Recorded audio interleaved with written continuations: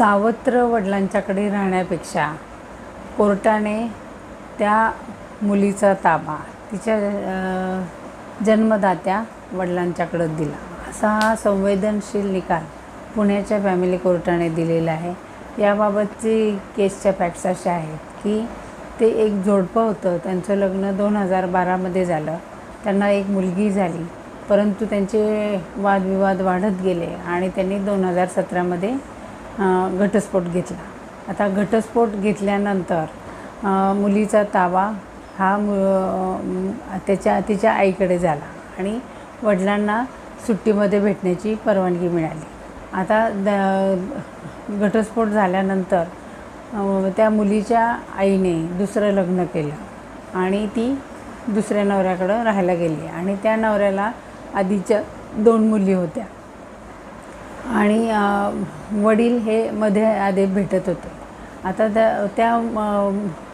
ती आई त्या दुसऱ्या नवऱ्याकडं राहत होती आणि याच्यानंतर तिने पहिला जो नवरा होता त्याच्याकडं कोर्टात अर्ज केला की मुलीच्या खर्चासाठी वाढवून रक्कम मिळावी, तसेच तिचे वडील जे भेटत आहेत ते भेटण्याचा अधिकार कमी व्हावा।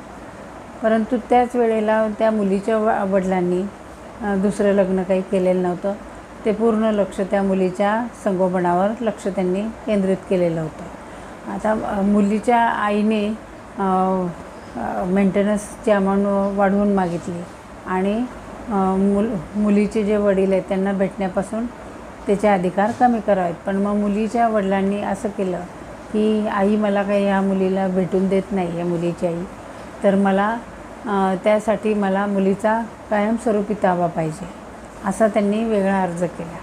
आता हे सर्व मॅटर पुण्याच्या फॅमिली कोर्टात गेलं।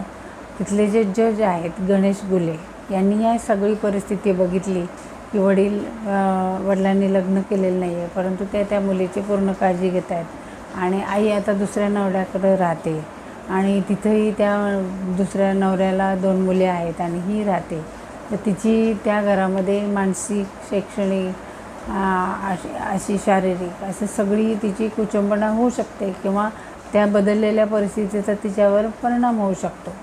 तर ह्या सगळ्या परिस्थितीचा विचार करून तसेच तिचे जे सख्खे जन्मदाते वडील आहेत ते तिची पूर्ण काळजी घेत आहेत, तर मग तो ताबा वडिलांना का न देऊ? की सगळ्यात महत्त्वाचं काय की त्या मुलीचा संपूर्ण विकास व्हायला पाहिजे किंवा तिच्या उज्ज्वल भविष्यासाठी हे लक्षात घेऊन तो निर्णय द्यायला पाहिजे। तर हे सगळं